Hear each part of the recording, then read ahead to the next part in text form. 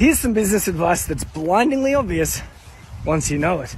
The most persuasive, the most likable entrepreneurs and business owners almost always use stories, metaphors, analogies to get their point across. What you might not realize is that buried within those stories, analogies, metaphors, more often than not, they are harnessing the power of association. So what's that? Not so long ago, indeed this is about 2 weeks ago, I found myself playing a game of celebrity head in a ski chalet with a bunch of entrepreneurial business owners. And one of those people was a guy called Jack Bourne. Jack Bourne is the founder of a business called Deadline Funnel.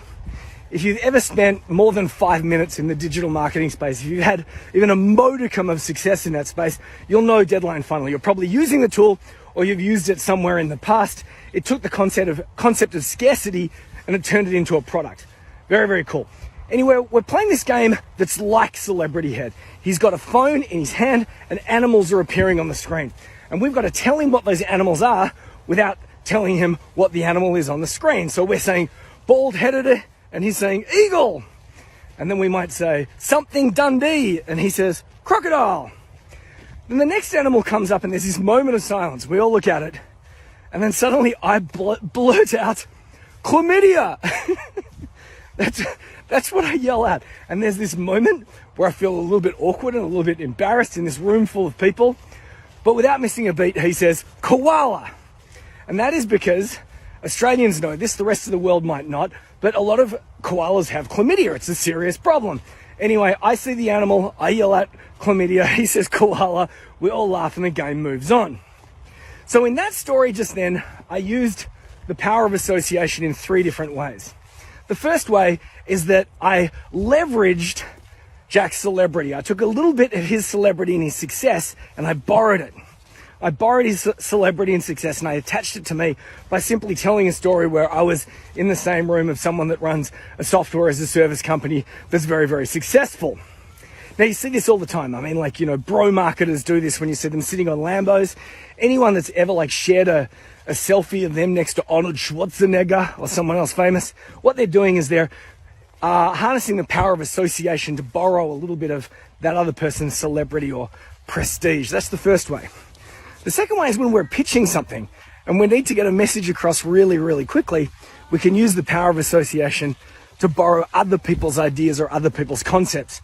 So, for example, remember there was a movie that came out a couple decades ago and there was these creatures that popped out of people's chests and everyone was running around a space station and Sigourney Weaver was part of the cast. Remember that?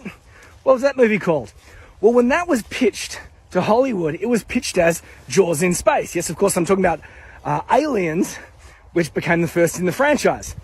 But it was not all that stuff involving, the guy, the android, and all these other different interesting characters. It was Jaws in space.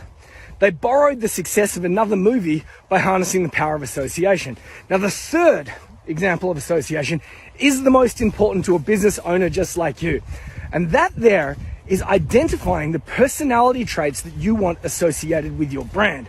Because if you do not decide what personality traits you want associated with your brand, the industry will decide for you. And more often than not, they will choose the personality traits that are the stereotypical, cliched, often toxic personality traits associated with your business. So yeah, every successful brand is made up of 2 things, purpose plus personality. Most people know what their purpose is, personality not so much. If you want to know what my purpose is, click on the link in my bio. But for now, if you've never done this before, sit down and write down 3 to 5 personality traits so that you can take ownership of your own brand. Because if you don't take ownership of it, the market's going to make that decision for you.